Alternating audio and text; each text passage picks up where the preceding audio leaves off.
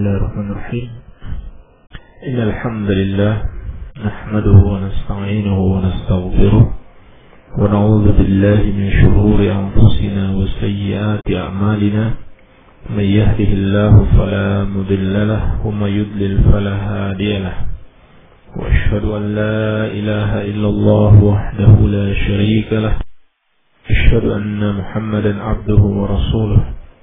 Sallallahu alaihi wa ala alihi wa sahabatihi ajma'in wa man tabi'ahum bi ihsanin ila yaumiddin.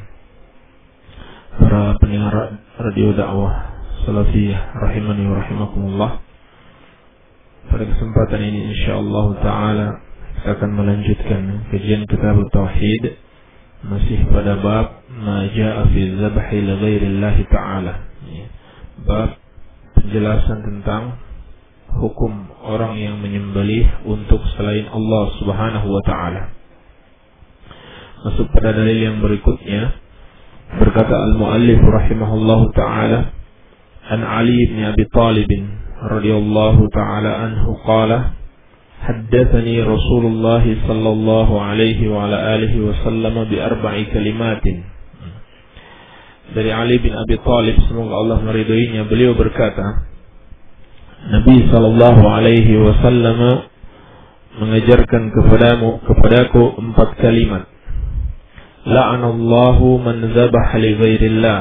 Yang pertama, Allah melaknat orang yang menyembelih untuk selain Allah Subhanahu wa taala. Wa la'anallahu man la'ana walidayhi. Yang kedua, Allah Subhanahu wa taala melaknat orang yang melaknat kedua orang tuanya. Wala'anallahu man awa muhdithan. Yang ketiga, dan Allah melaknat orang yang melindungi pelaku keburukan, pelaku kejahatan atau pelaku bid'ah. Wala'anallahu man ghayyara manar al-ardi. Dan yang keempat, Allah Subhanahu wa taala melaknat orang yang merubah batas-batas tanah. Rawahu Muslim, diriwayatkan oleh al-Imam Muslim. Ya. Hadis ini diriwayatkan oleh sahabat yang mulia Ali bin Abi Thalib radhiyallahu taala anhu. Beliau adalah sahabat yang masyhur, salah seorang dari Khulafaur Rasyidin, menantu Rasulullah sallallahu alaihi wa alihi wasallam, dan telah dijanjikan untuk masuk surga. Ya. Beliau radhiyallahu taala anhu menyampaikan bahwasanya Rasulullah sallallahu alaihi wasallam menyampaikan kepadaku 4 kalimat. Ya. Dan awalnya hadis ini sebagaimana diriwayatkan oleh Imam Ahmad, bahwasanya ada seorang bertanya kepada Ali bin Abi Thalib radhiyallahu anhu. Katanya, akhbirna bi syai'in asarrahu ilaika Rasulullah sallallahu alaihi wasallam. Kabarkanlah kepada kami sesuatu yang dirahasiakan Rasulullah sallallahu alaihi wasallam untukmu. Faqala, ma asarra ilayya syai'an. Maka Ali bin Abi Thalib radhiyallahu taala anhu menjawab, Nabi sallallahu alaihi wasallam tidaklah merahasiakan sesuatu apapun kepadaku.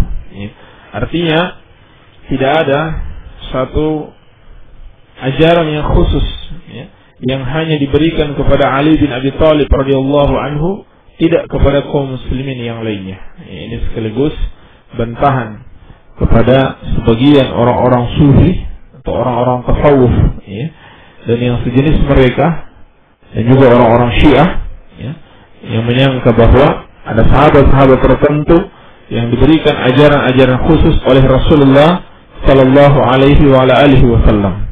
Iya. Agama ini telah sempurna, tidak ada yang beliau sembunyikan, tidak ada yang beliau sampaikan kepada sebagian sahabat dan tidak disampaikan kepada sebagian yang lainnya. Ya, tidak ada yang beliau perintahkan untuk dirahasiakan di dalam agama ini.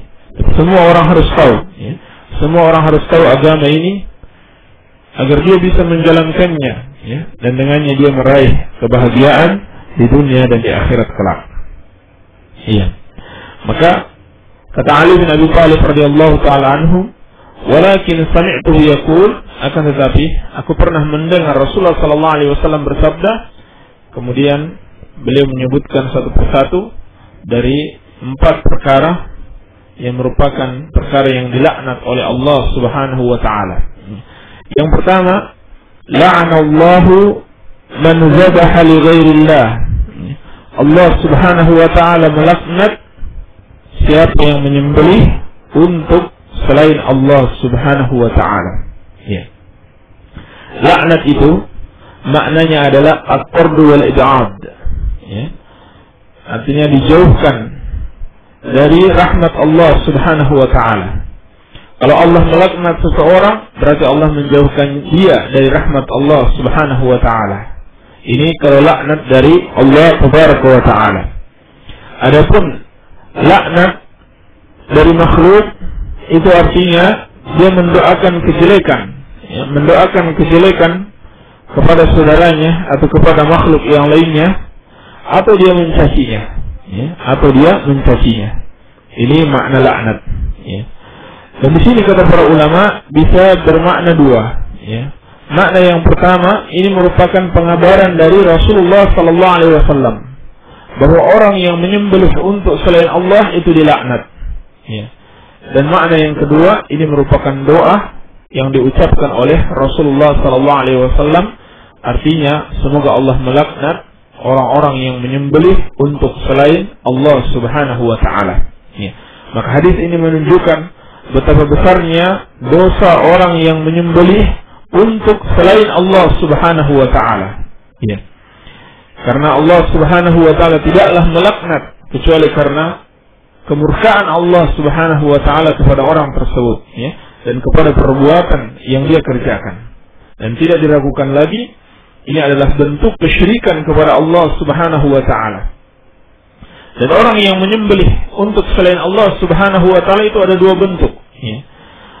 Bentuk yang pertama, dia menyembelih dengan tanpa mengucapkan bismillah, ya, dengan sengaja, ya, dia mengucapkan nama selain Allah Subhanahu wa taala, ya.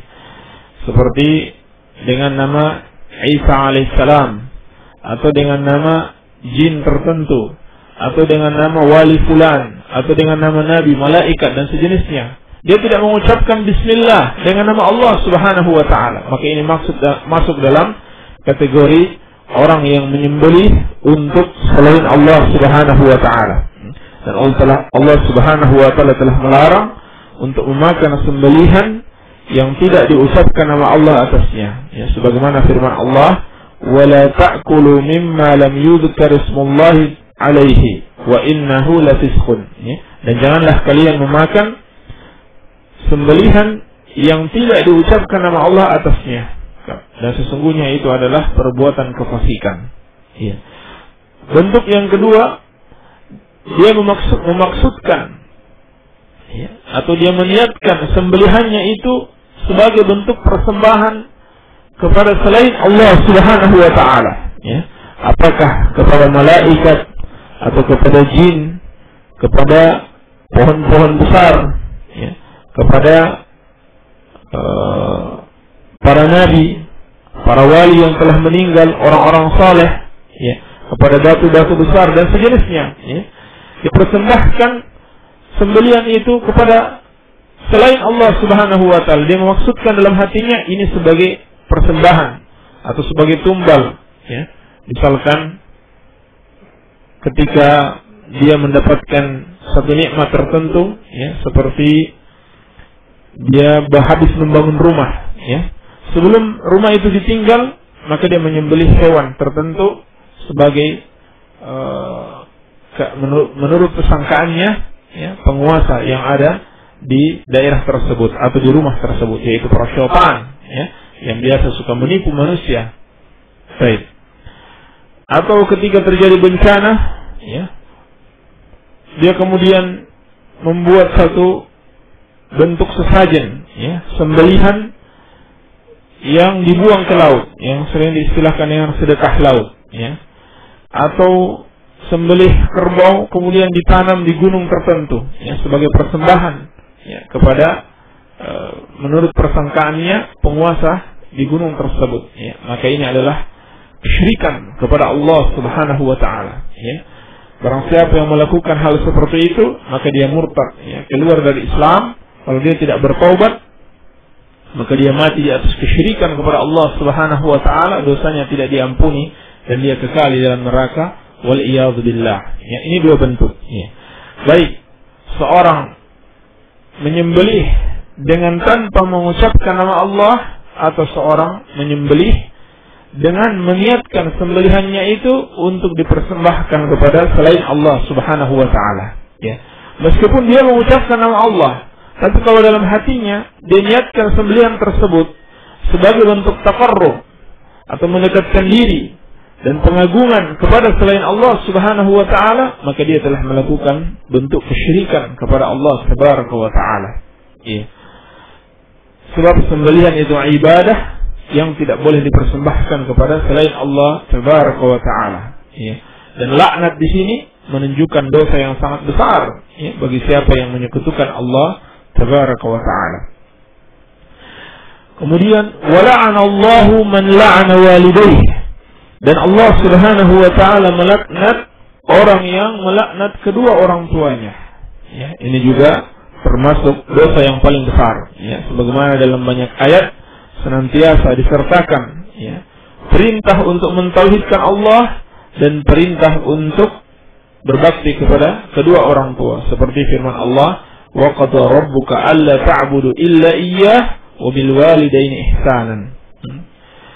Dan banyak lagi ayat di mana selalu disertakan, ya, perintah untuk mentauhidkan Allah Subhanahu wa taala dan perintah untuk berbakti kepada kedua orang tua, ya. Sebagaimana pula dalam hadis ini, setelah disebutkan dosa kesyirikan, dosa yang paling besar yang menyebabkan laknat Allah, lalu disebutkan dosa durhaka pada kedua orang tua, ya. Bagaimana bentuk kedurhakaannya? Dia melaknat kedua orang tuanya, yaitu dia mencaci atau mencerca kedua orang tuanya, ataupun dia mendoakan kedua orang tuanya agar tidak mendapatkan rahmat Allah Subhanahu wa taala, ya.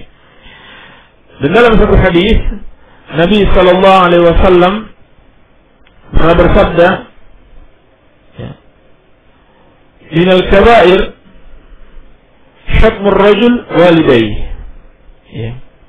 Termasuk dosa besar seorang yang mencerca kedua orang tuanya, ya. Seorang yang mencela atau menghina atau mencaci maki kedua orang tuanya.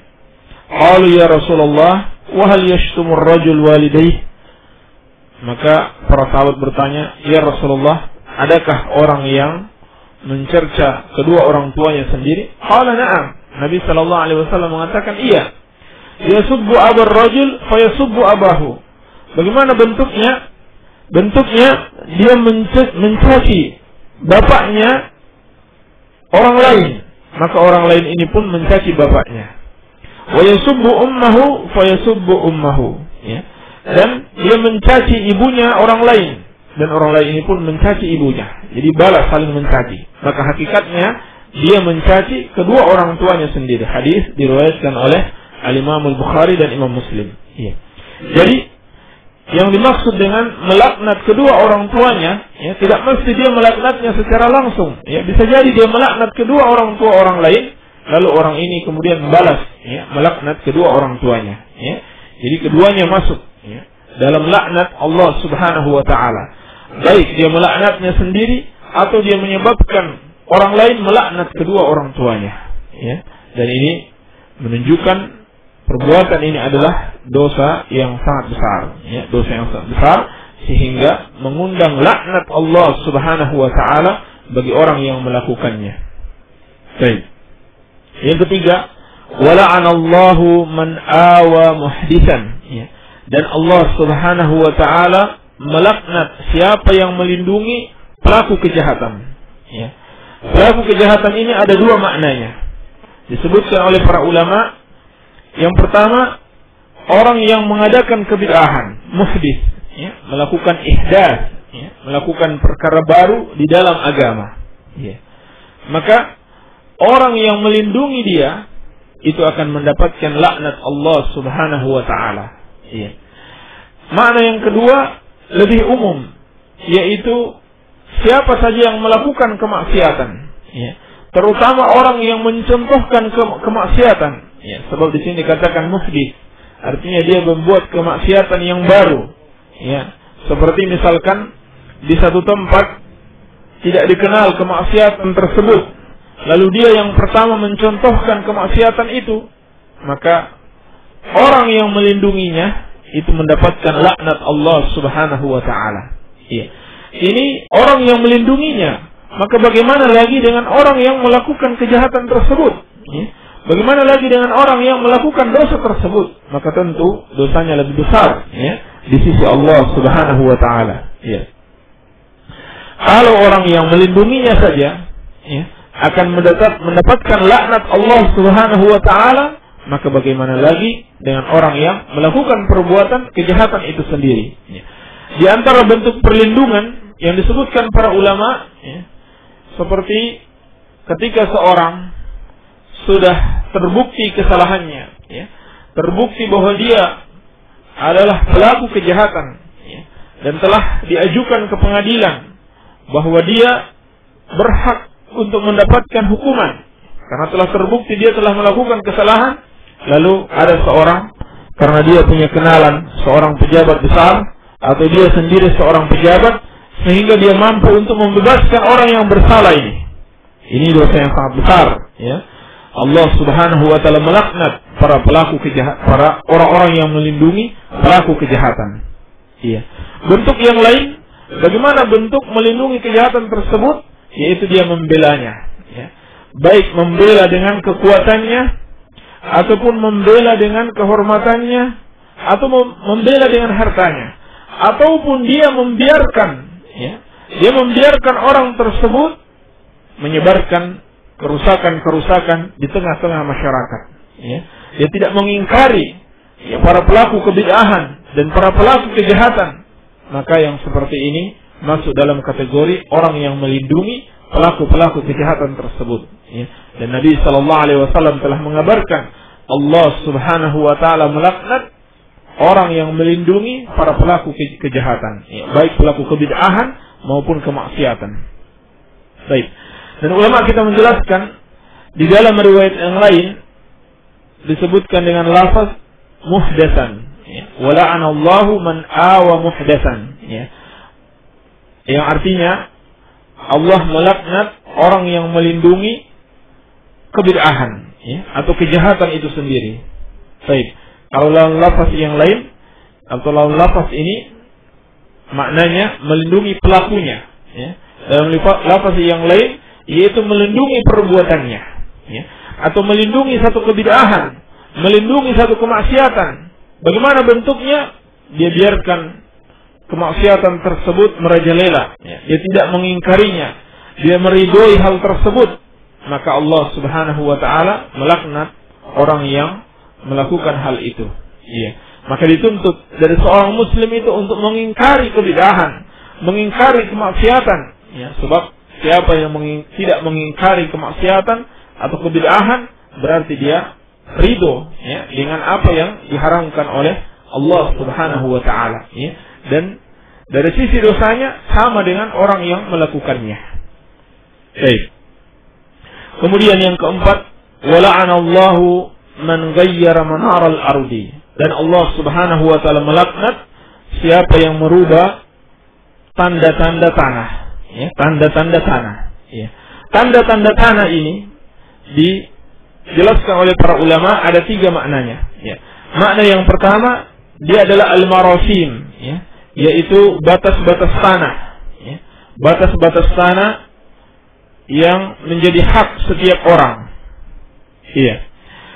Maka apabila seorang merubah batas-batas tanah ini, ya, apakah dia memajukannya, ya, sehingga tanahnya bisa menjadi lebih kecil karena untuk tujuan tertentu, atau dia mengakhirkannya, ya, atau meluaskannya sehingga tanahnya menjadi luas, ya, terlebih apabila harga tanah di situ sudah lebih mahal, ya, sehingga batas tanahnya misalkan 100 meter, dia perbesar, ya, mengambil hak orang menjadi 110 meter misalkan. Iya. Maka yang seperti ini, orang yang melakukannya mendapatkan laknat Allah Subhanahu wa taala. Iya.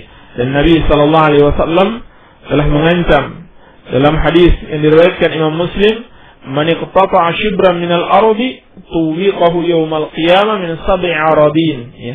Barang siapa yang mencuri sejengkal tanah orang lain, maka di hari kiamat dia akan dikalungkan dengan 7 lapis bumi. Ya, 7 lapis bumi akan dikalungkan kepadanya sebagai bentuk azab kepadanya.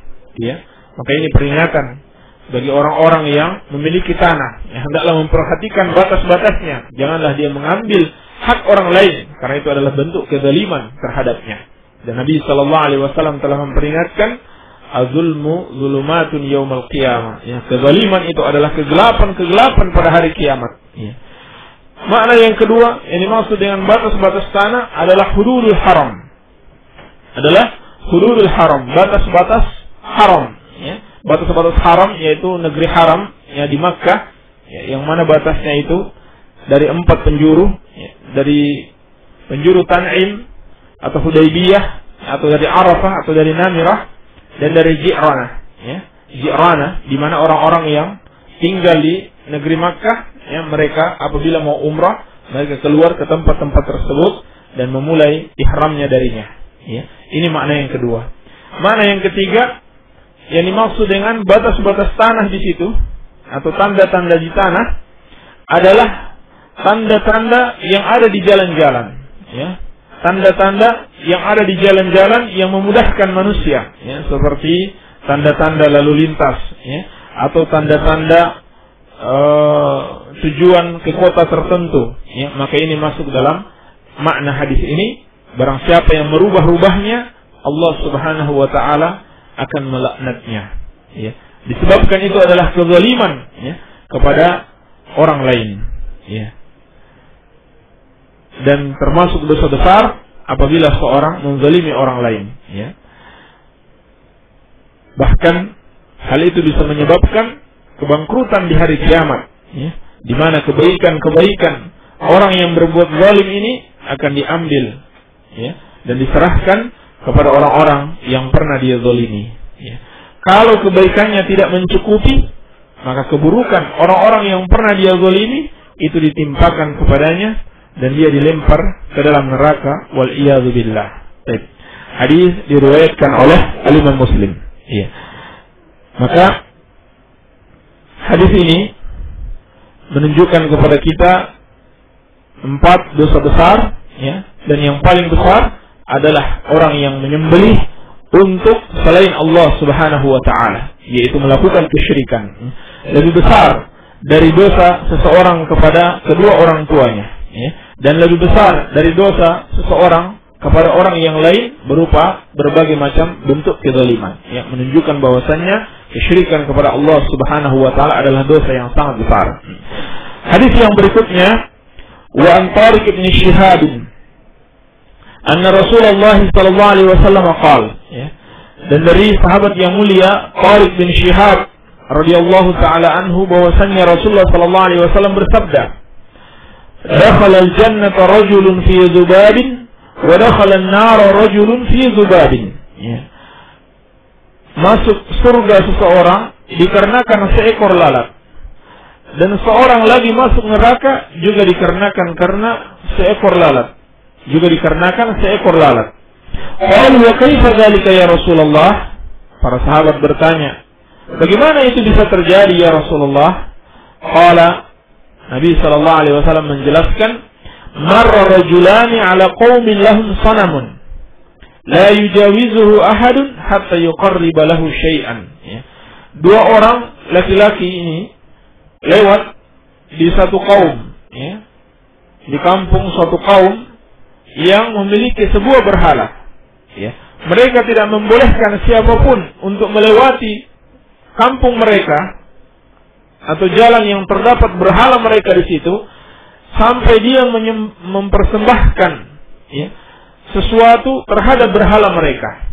Qala li ahadihima, maka mereka berkata kepada salah satu dari keduanya, qarrib. Qala laisa indi syai'un uqarrib. Ya.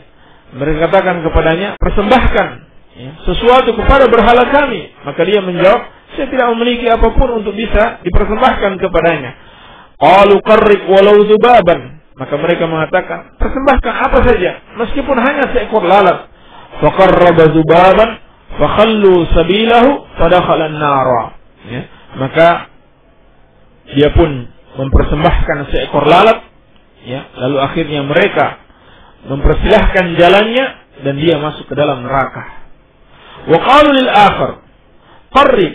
Maka mereka berkata kepada salah seorang lagi, ya, persembahkan sesuatu untuk berhala kami. Qala ma kuntu li uqarriba li ahadin syai'an dunallahi azza wa jalla. Ya. Maka dia mengatakan, saya tidak mempersembahkan, ya, satu apapun kepada seseorang selain Allah Subhanahu wa taala. Wa darabu unuqahu fadakhala al-jannata. Maka mereka pun, ya, memenggal lehernya dan dia masuk ke dalam surga. Rawahu Ahmad, ya. Hadis diriwayatkan oleh Al-Imam Ahmad, ya. Inilah salah satu hadis yang menjelaskan kepada kita betapa bahayanya orang yang melakukan kesyirikan, ya. Walaupun mungkin dia menganggap hal itu sepele, hanya berupa sembelihan, dan sembelihan itu hanya berupa seekor lalat yang dipersembahkan kepada selain Allah Subhanahu wa taala dengan niat membesarkan atau mengagungkan dan mendekatkan diri kepada selain Allah tersebut, maka itu bisa menyebabkan dia masuk ke dalam neraka dan kekal di dalamnya untuk selama-lamanya. Iya. Akan tetapi hadis ini meskipun maknanya sahih, disebutkan oleh para ulama ada 3 illah, ya. Ada 3 hal yang menyebabkan hadis ini diperselisihkan oleh para ulama akan kesahihannya, ya. Yang pertama tentang sahabat yang meriwayatkan hadis ini, yakni Tariq bin Syihab, ya. Ulama sepakat beliau tidaklah mendengar langsung dari Rasulullah sallallahu alaihi wasallam, ya. Dan juga diperselisihkan apakah beliau termasuk sahabat atau termasuk tabi'in, ya. Namun kebanyakan ulama, jumhur ulama itu mengatakan beliau termasuk sahabat, ya. Sehingga apa yang beliau sampaikan, meskipun dia sampaikan dengan mengatakan langsung Rasulullah sallallahu alaihi wasallam bersabda, maka itu tidak membuat hadisnya menjadi ada celah di situ, ya. Sebab hadis yang disampaikan sahabat, ya, merupakan hujjah, ya. Mursal sahabah itu merupakan hujjah karena para sahabat semuanya udul, ya. Semuanya adil dan mereka tidaklah mengabarkan kecuali dari sahabat yang lainnya. Baik. Masalah yang lain atau illah yang lain, bahwasanya hadis ini diriwayatkan dari Al-A'mash dengan Mu'an'an, ya. Padahal Al-A'mash ini salah seorang dari al-mudallisin, ya. Dari seorang al-mudallisin, sehingga hadisnya dilemahkan. Baik. Demikian pula Al-Imam Ahmad rahimahullahu taala meriwayatkan dari Tariq bin Syihab dari Salman mauquf, ya, mauquf dari perkataan Salman radhiyallahu taala anhu, ya. Demikian pula Abu Nuaim dan Ibnu Abi Syaibah itu meriwayatkan dari Tariq dari Salman secara mauquf, ya.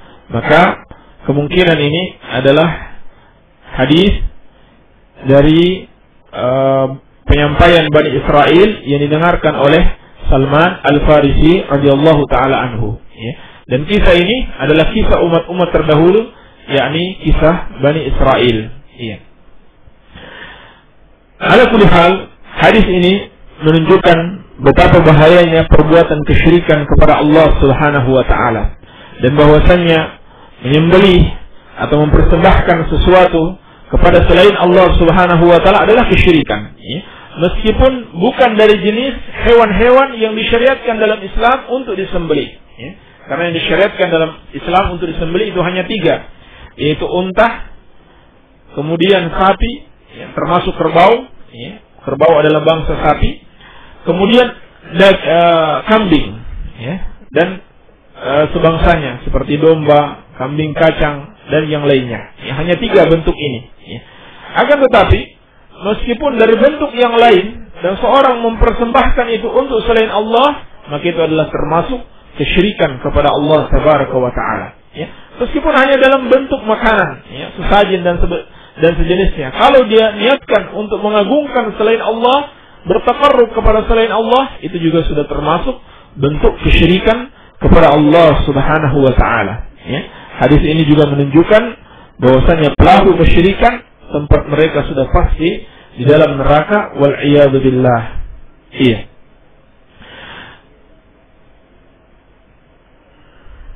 Baik.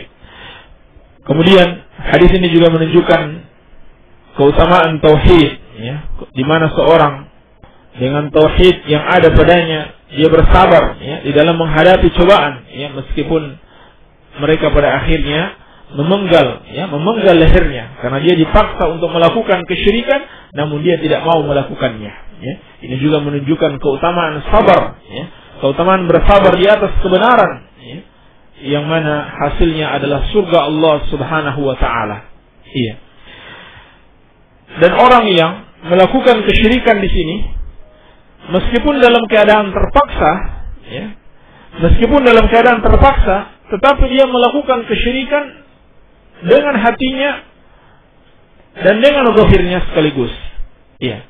Karena andaikan dia melakukan kesyirikan hanya dengan zahirnya, ya, dalam keadaan terpaksa, maka ini tidaklah membuat seorang itu murtad, ya, tidaklah membuat seorang itu keluar dari Islam, karena dia dalam keadaan terpaksa, ya. Seperti dalam firman Allah Subhanahu wa Ta'ala, "Man kafara billahi min ba'di imanihi illa man ukriha wa qalbuhu mutmainnun bil iman." Ya, Allah mengecualikan kecuali orang yang terpaksa sedangkan hatinya tetap tenang dalam keimanan.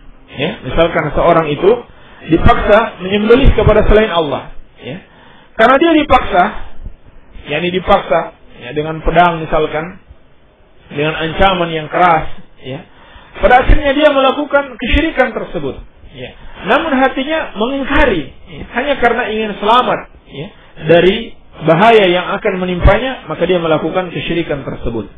Ya, dia melakukan kesyirikan tersebut. Maka yang sepertinya tidak mengapa, sepanjang hatinya tetap beriman kepada Allah Subhanahu wa Ta'ala.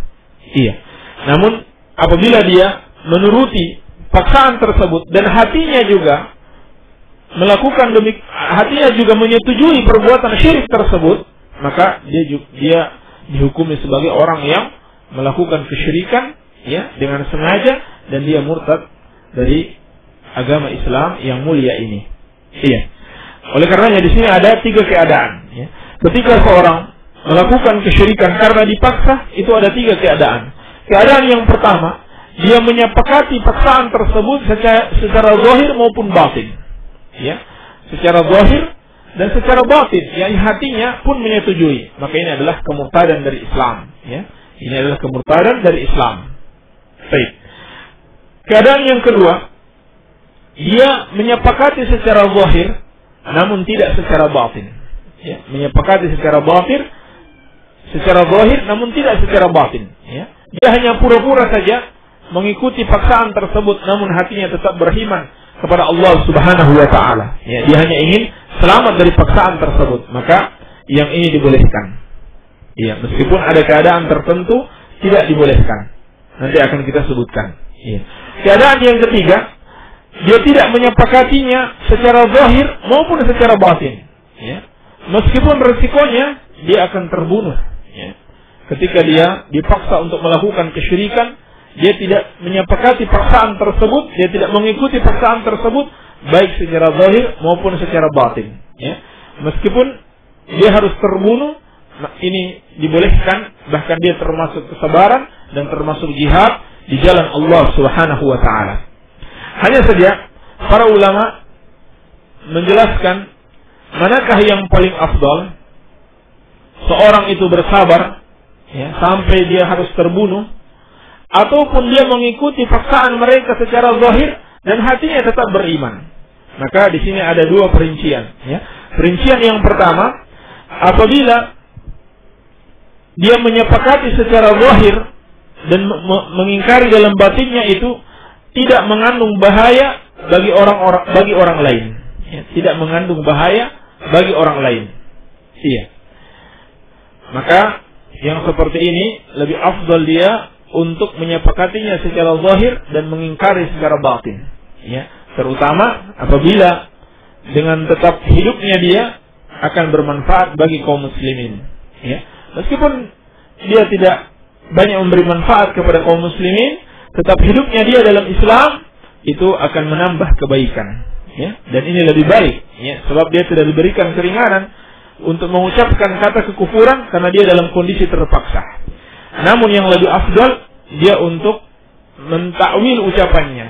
Ya, ta'awwal artinya dia mengucapkan sesuatu yang dikira ucapan kekufuran namun maksudnya lain. Ya, seperti dalam kisah Imam Asy-Syafi'i rahimahullahu taala ketika beliau dipaksa untuk mengatakan perkataan kekufuran, yaitu mengatakan Al-Qur'an sebagai makhluk, ini adalah perkataan kekafiran, maka beliau menunjuk jarinya, 4 jarinya, dan beliau mengatakan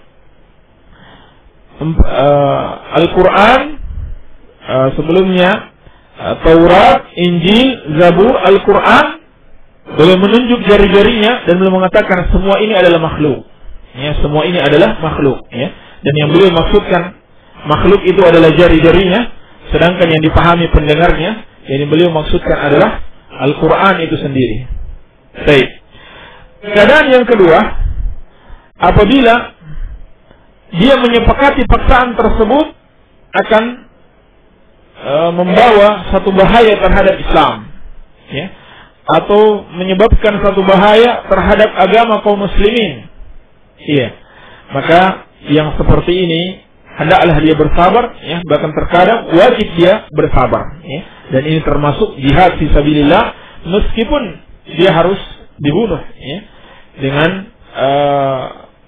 karena tidak menyepakati paksaan tersebut, ya, seperti yang dilakukan oleh Imam Ahmad rahimahullah taala ketika beliau dipaksa untuk mengatakan bahwa Al-Quran itu sebagai makhluk, ya, maka beliau tetap bersabar, ya, beliau tetap mengatakan Al-Quran itu kalamullah, Al-Quran itu adalah perkataan Allah, bukan makhluk, ya. Perkataan Allah merupakan salah satu dari sifat-sifat Allah subhanahu wa ta'ala.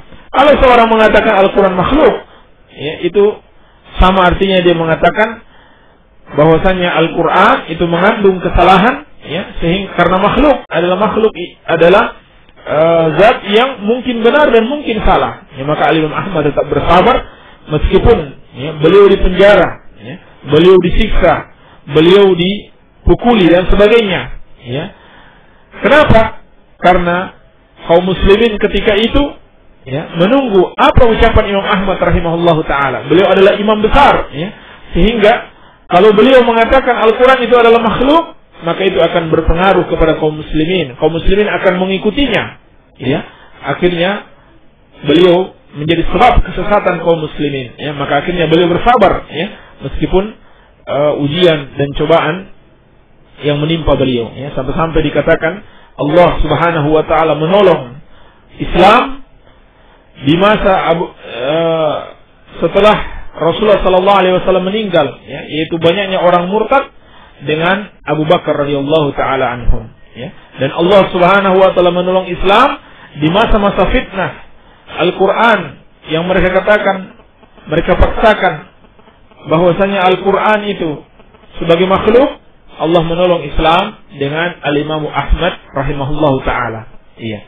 Ini beberapa perincian yang disebutkan para ulama, ya. Intinya hadis ini menjelaskan kepada kita bahwasanya meskipun seorang itu dipaksa, namun hatinya menyepakati paksaan tersebut, maka dia tetap saja dihukumi sebagai orang yang melakukan kesyirikan dan kekafiran kepada Allah Subhanahu wa taala. Iya. Namun apabila dia hanya menyepakatinya secara zahir, batinnya tetap mengingkari, dia tetap berada dalam keimanan, ya, tidak dihukumi sebagai orang yang melakukan kesyirikan kepada Allah Subhanahu wa taala. Iya. Adapun kalau dia tetap tidak menyepakati secara zahir maupun batin, ini juga merupakan satu kebaikan, ya, karena itu termasuk bagian dari kesabaran dan termasuk jihad di jalan Allah Subhanahu wa taala. Ya. Asyahid dari hadis ini bahwasannya menyembelih untuk selain Allah Subhanahu wa taala adalah termasuk kesyirikan yang akan menyebabkan pelakunya masuk ke dalam neraka. Na'udzubillahi min dzalik. Ya. Demikianlah yang bisa kita sampaikan pada kesempatan kali ini. Semoga ada manfaatnya. Wabillahi taufiq walhamdulillahi rabbil alamin.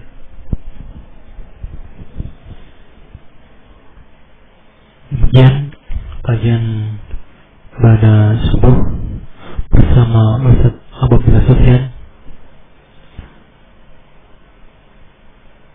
Semoga beberapa faedah yang telah beliau sampaikan bermanfaat kepada kita semua, khususnya pada diri anak pribadi. Dan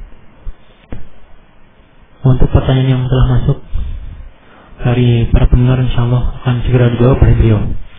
Saya serahkan kepada beliau. Bismillahirrahmanirrahim. Alhamdulillah wassalatu wassalamu ala Rasulillah. Pertanyaan yang pertama, dosakah jika marah-marah kepada anak yang malas belajar? Terkadang memarahi anak yang malas belajar itu diperlukan. Ya, terkadang memarahi anak yang malas belajar itu diperlukan. Ya, karena dia telah meninggalkan atau telah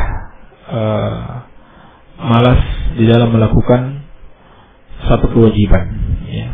Dan para sahabat Rasulullah Sallallahu Alaihi Wasallam itu mencontohkan, ya, apabila di antara anak-anak mereka melakukan satu keharaman atau meninggalkan satu kewajiban, maka mereka memarahi anak-anaknya. Ya. Hanya saja tidak boleh berlebihan dan tidak boleh diikuti dengan tindakan-tindakan yang tidak terpuji. Ya.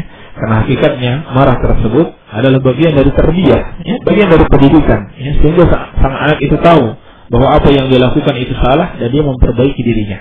Ya. Dan hendaklah sebagai orang tua itu mencari tahu, ya, apa sebab kemalasan anaknya belajar, ya, dan apa sebab-sebab yang bisa memotivasi anaknya. Ya, ini yang lebih baik yang dia lakukan. Ya. Dan marah secara berlebihan dan terlalu sering dilakukan itu juga tidak baik, ya, karena akan berdampak pada kejiwaan si anak. Ya. Minimal kalau besar nanti dia juga jadi anak, ya, dia juga jadi anak yang pemarah. Ya. Dia juga jadi orang yang pemarah. Ya. Karena ini yang dia dapati dari orang tuanya. Baik. Wallahu a'lam. Bolehkah meminjam uang dan menabung pada orang yang mengadakan riba? Ya. Meminjam uang kepadanya itu haram. Ya. Meminjam uang kepadanya haram karena orang yang meminjam uang berarti dia memberi makan riba. Ya. Sebagaimana dalam hadis Jabir riwayat Muslim, beliau mengatakan la'na Rasulullah sallallahu alaihi wasallam akila riba wa mukilahu wa katibahu wa syahidaihi wa qala hum sawa. Ya. Rasulullah sallallahu alaihi wasallam melaknat orang yang makan riba dan orang yang memberi makan. Artinya orang yang meminjam uang juga kena, ya, bukan sekedar orang yang memakannya. Iya. Dua orang saksinya dan penulisnya, ya, semuanya dilaknat oleh Allah Subhanahu wa taala dan mereka semua sama, kata Rasulullah sallallahu alaihi wasallam. Ya. Adapun menabung, ya, seperti menabung di bank, ini dibolehkan dalam kondisi darurat.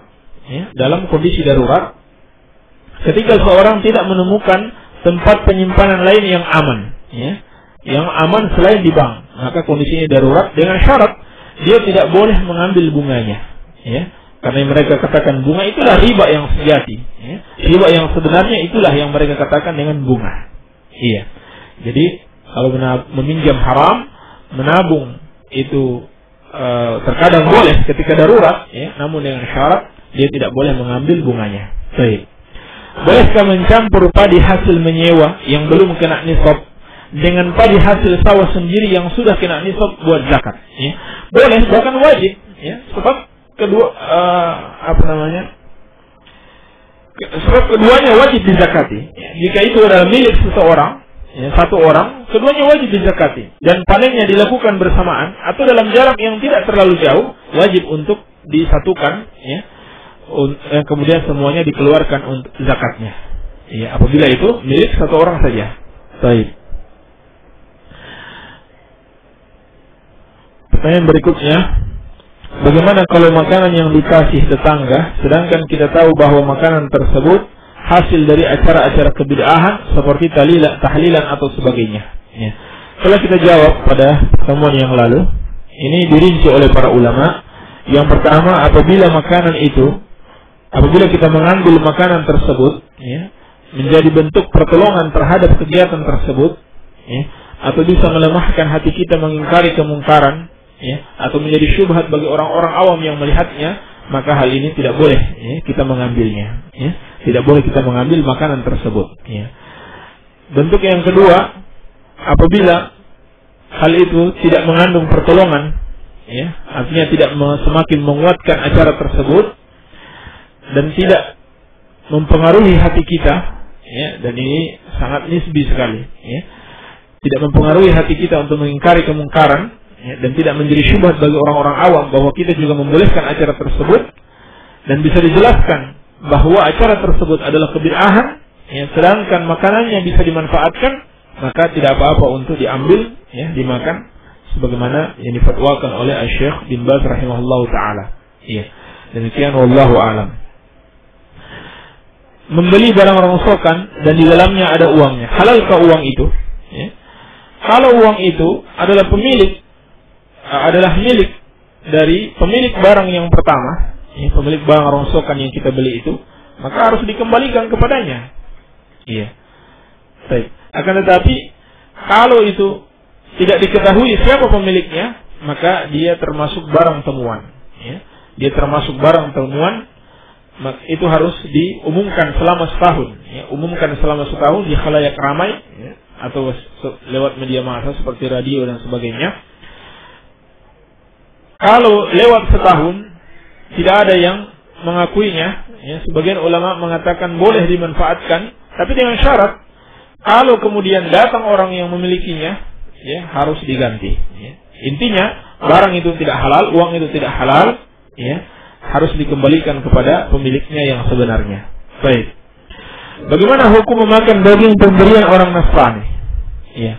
Asalnya pemberian orang Nasrani dan Yahudi itu boleh dimakan, ya, sebagaimana firman Allah dalam surat Al-Maidah ayat kelima, wa ta'amul ladzina utul kitaba halal lakum, ya. Dan makanan orang-orang yang diberi kitab, ahlul kitab Yahudi dan Nasrani itu halal bagi kalian, ya.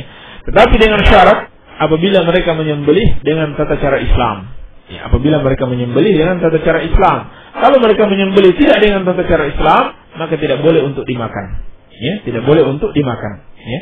Sebab Allah Subhanahu wa taala telah berfirman, "Wala ta'kulu mimma lam yuzkar ismullahi 'alaihi wa innahu lafisq." Janganlah kalian memakan apa yang tidak dibacakan nama Allah atasnya, ya, karena sesungguhnya itu merupakan kefasikan.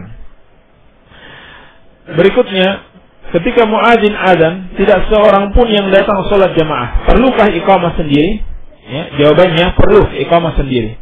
Ya, itu termasuk disyariatkan. Meskipun tidak ada yang menghadiri sholat berjamaah kecuali seorang. Baik. Bagaimana jika yang datang wanita dan melakukan kebiasaan bernyanyi atau bersalawat antara azan dan iqamah? Bagaimana solusinya? Ya, solusinya dinasihati, ya, bahwa hal itu tidak dicontohkan di dalam syariat Allah Subhanahu wa taala. Ya. Kalau hal itu bisa membawa kepada fitnah, ya, antara laki-laki dan wanita, ya, terlebih apabila tidak ada jamaah laki-laki yang lain, ya, hanya seorang laki-laki dan seorang wanita, maka lebih afdal untuk ditinggalkan, ya, meninggalkan sholat jamaah tersebut dan melakukan sholat di rumah, ya. Sebab menghindari keharaman itu lebih didahulukan dibanding melakukan satu kewajiban. Dan kewajibannya itu sendiri, kewajiban sholat berjamaah itu telah gugur karena satu hal yang darurat, ya. Demikian wallahu a'lam. Apa bentuk penyerahan yang boleh dan tidak boleh diberikan kepada Allah, ya? Semua bentuk ibadah yang dilakukan ikhlas, ya, dan mengikuti sunnah Rasulullah SAW, itulah yang dipersembahkan kepada Allah Subhanahu wa taala. Adapun yang tidak ikhlas atau satu kebid'ahan, ya, tidak boleh dipersembahkan kepada Allah Subhanahu wa taala, ya. Tetapi yang dipersembahkan kepada Allah adalah ibadah yang ikhlas dan mengikuti petunjuk Rasulullah sallallahu alaihi wasallam, ya. Apa beda sesaji atau sajen dan kurban atau sembelihan dalam hal ini, ya? Barangkali sesajen itu lebih umum, ya, termasuk makanan-makanan, ya. Sedangkan sembelihan itu khusus untuk hewan, ya. Sama saja, apakah makanan atau sembelihan kalau dipersembahkan kepada selain Allah dalam bentuk taqarrub, ya, atau ta'zim, atau minta perlindungan kepada selain Allah, itu adalah perbuatan kesyirikan kepada Allah Subhanahu wa taala. Baik. Bagaimana dengan anak keturunan dari anak susuan, termasuk mahram? Ya, karena Nabi sallallahu alaihi wasallam bersabda, "Yahrumu minar radha' ma yahrumu minan nasab." Ya. Apa yang haram karena nasab, itu pun haram karena penyusuan. Iya. Apa yang haram karena nasab, itu pun haram karena penyusuan. Maka anak dari anak susuan kita itu merupakan mahram. Baik. Apakah Islam punya musik yang halal? Nabi sallallahu alaihi wasallam telah mengharamkan musik sebagaimana dalam hadis yang diriwayatkan Al-Imam Al-Bukhari dan Imam Abu Dawud. Nabi sallallahu alaihi wasallam bersabda, "La yakunanna aqwamun min ummati yastahilluna al-hirra wal harira wal khamra wal ma'azif." Kata Nabi sallallahu alaihi wasallam, akan datang, ya, sekelompok umat, ya, sekelompok dari umatku yang menghalalkan zina, sutra, alat-alat musik dan khamar. Ya, khamar dan alat-alat musik. Ya, ini menunjukkan alat-alat musik itu tadinya haram, lalu sebagian orang menganggapnya halal. Ya. Dan imam-imam mazhab seluruhnya, ya, Imam Abu Hanifah, Imam Malik, Imam Syafi'i dan Imam Ahmad semuanya mengharamkan musik. Ya, semuanya mengharamkan musik. Ya. Imam Syafi'i mengatakan orang yang suka bermain musik itu adalah orang yang persaksiannya ditolak, ya, karena dia adalah orang yang fasik, ya, kalau dia terus-menerus melakukan musik, dan dia adalah orang yang bodoh, kata Al-Imam Syafi'i rahimahullahu taala. Iya. Jadi tidak benar kalau mereka mengatakan ini adalah musik Islami. Baik. Dikecualikan dari itu, rebana murni. Ya, rebana murni itu maksudnya rebana yang tidak ada tambahan-tambahan alat musik yang lain padanya. Ya. Tetapi itu pun hanya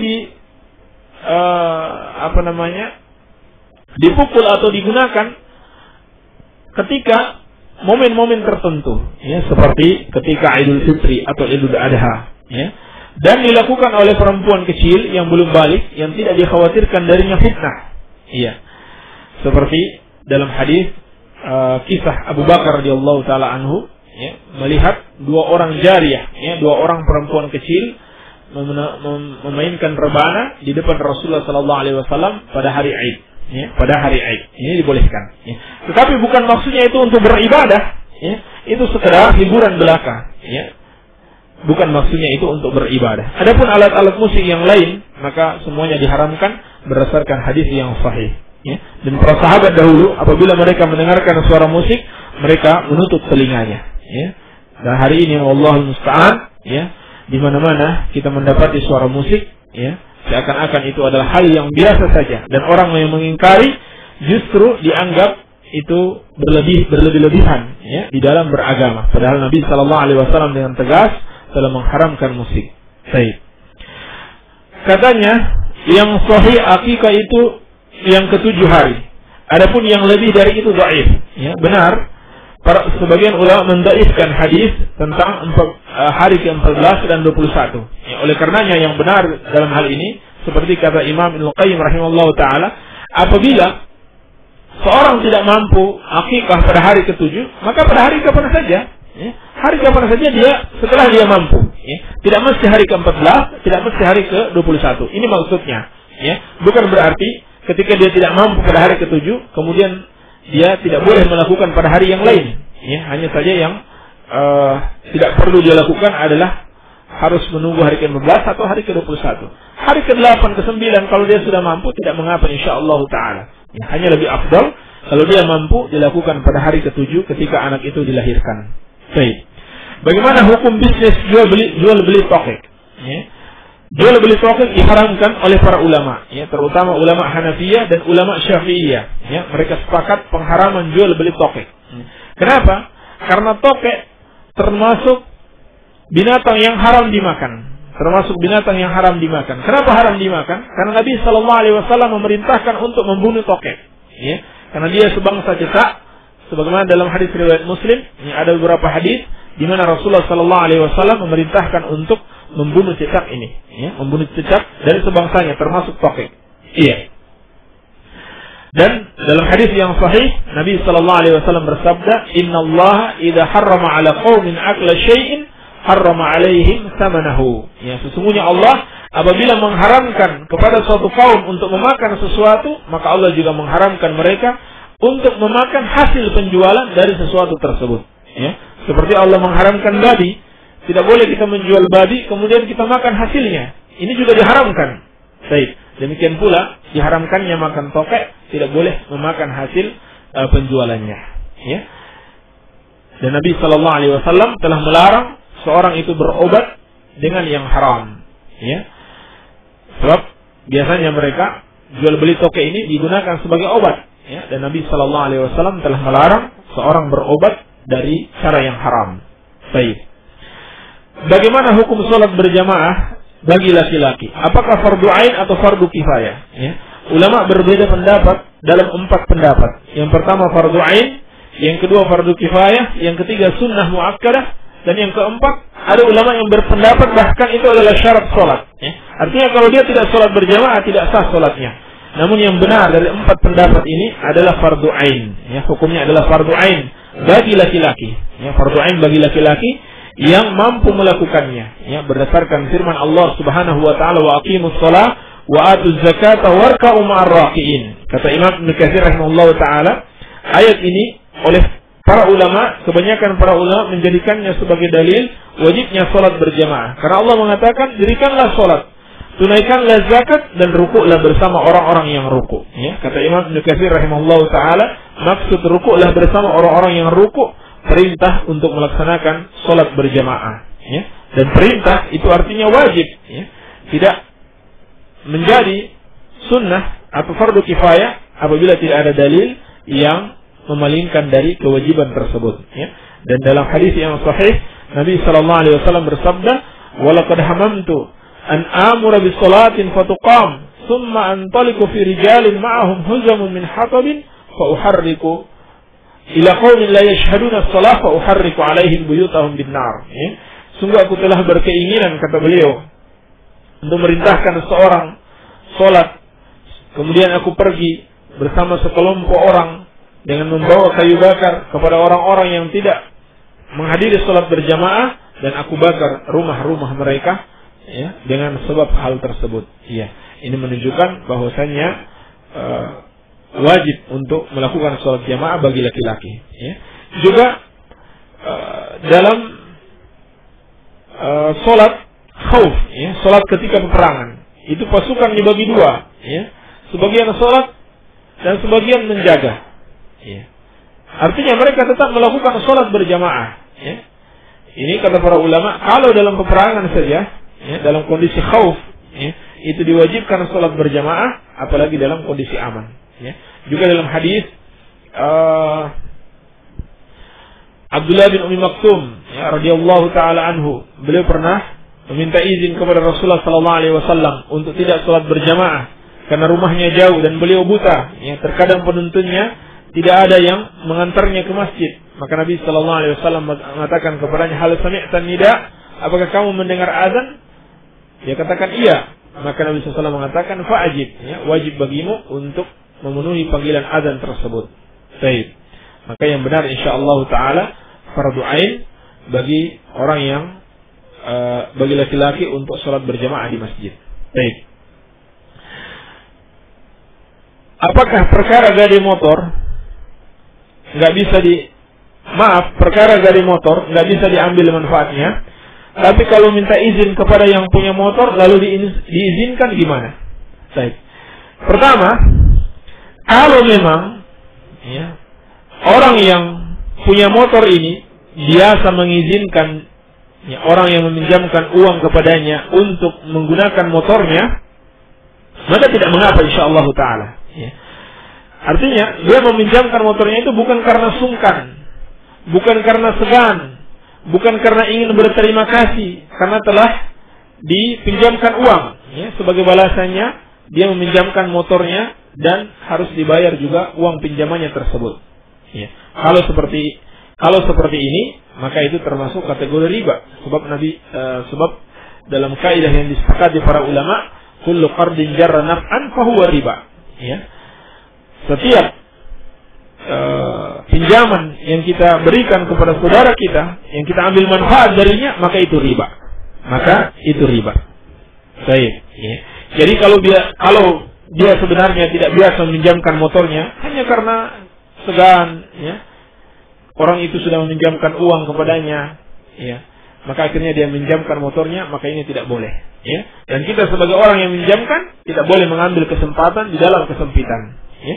Tidak boleh mengambil kesempatan dalam kesempitan, ya. Demikian, wallahu a'lam. Bagaimana pengertian salat yang khusyuk? Ya, ulama kita menjelaskan yang dimaksud dengan salat yang khusyuk adalah hadirnya hati, ya, mengingat Allah Subhanahu wa taala dengan penuh keagungan, ya, pengagungan, ya, dengan penuh pengagungan kepada Allah dan merendahkan diri di hadapannya, ya. Dan merendahkan diri di hadapannya. Ini yang dimaksud dengan salat yang khusyuk, ya. Hadirnya hati seseorang ketika salat dengan penuh pengagungan kepada Allah dan merendahkan diri di hadapan Allah Subhanahu wa taala, ya. Bukannya ketika sholat dia mengingat urusan-urusan duniawi ini, ya. Dan kekhusyukan itu hanya bisa dicapai ketika seorang mengenal Allah Subhanahu wa taala, ya. Mengetahui kebesaran Allah dan keagungan Allah Subhanahu wa taala, sehingga muncul dalam hatinya pengagungan kepada Allah Subhanahu wa taala dan merendahkan diri di hadapannya. Dan sholat khusyuk ini sangat penting sekali. Dia adalah ruh sholat, ya. Dan Allah Subhanahu wa taala telah memuji orang-orang beriman. Di antara sifat orang-orang beriman itu mereka yang khusyuk di dalam salatnya.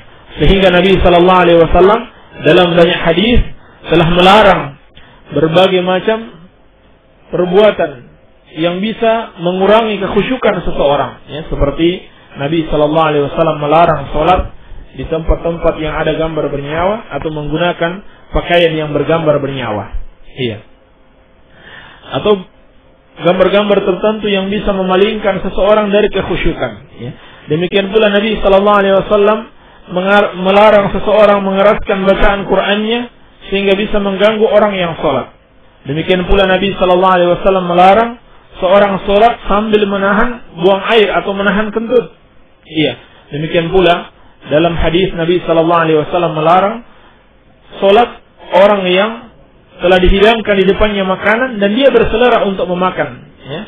Dia berselera untuk memakan makanan tersebut, ya. Kenapa? Karena hal-hal tersebut dapat mengganggu kekhusyukan seseorang, ya. Intinya semua bentuk hal-hal yang bisa mengganggu kekhusyukan seseorang itu hendaklah dijauhi, ya. Itu hendaklah dijauhi demi meraih kekhusyukan, ya. Demi meraih kekhusyukan. Baik. Kalau hal-hal yang bisa menyebabkan terganggunya kekhusyukan, ya, seseorang saja itu diperintahkan untuk ditinggalkan, maka bagaimana lagi dengan perbuatan seseorang yang bisa mengganggu kekhusyukan orang yang lainnya, ya, seperti hadirnya atau seorang yang sholat berjamaah di masjid kemudian dia membawa anak-anak yang belum balik, ya, atau anak-anak yang belum memayyiz, ya, di mana anak-anak ini mengganggu, ya, kekhusyukan orang-orang yang sholat. Ya, kalau saja sholat sendirian sambil menahan buang air, ya, itu diperintahkan Rasulullah Sallallahu Alaihi Wasallam untuk menyelesaikan hajatnya dulu baru dia sholat karena mengganggu kekhusyukannya. Maka bagaimana lagi kalau dia menyebabkan gangguan terhadap orang lain, ya? Maka tidak diragukan lagi ini bentuk kezaliman, ya, kepada orang lain. Baik. Maka kembali kita nasihatkan kepada kaum muslimin untuk menjaga kekhusyukan dalam sholatnya, terutama kekhusyukan seluruh jamaah yang ada di masjid. Baik. Sholat rawatib qalbliyah dikerjakan di rumah. Kapan batas waktunya? Permulaan atau akhirnya? Ya. Permulaannya ketika sudah masuk waktu sholat. Dan akhirnya, ya, sebelum sholat itu dilaksanakan. Ya, sebelum sholat itu dilaksanakan. Baik. Seorang diundang ke acara pernikahan, haruskah memberi hadiah? Karena di suatu tempat itu sudah seperti utang piutang yang bertimbal balik dan turun-temurun. Bagaimana yang benar? Yang benar tidak harus dia memberikan hadiah, ya. Sebab hadiah itu diberikan atas kerelaan hati, ya. Diberikan atas kerelaan hati. Dan kesalahan yang besar kalau dianggap itu sebagai hutang piutang, ya, sebagai hutang piutang, ya. Baik, yang benar itu hanya berdasarkan kerelaan hati belaka, iya. Demikianlah yang bisa kita jawab pada kesempatan kali ini. Semoga ada manfaatnya. Lebih dan kurangnya kami mohon maaf. Wabillahi taufiq walhamdulillahirabbil alamin.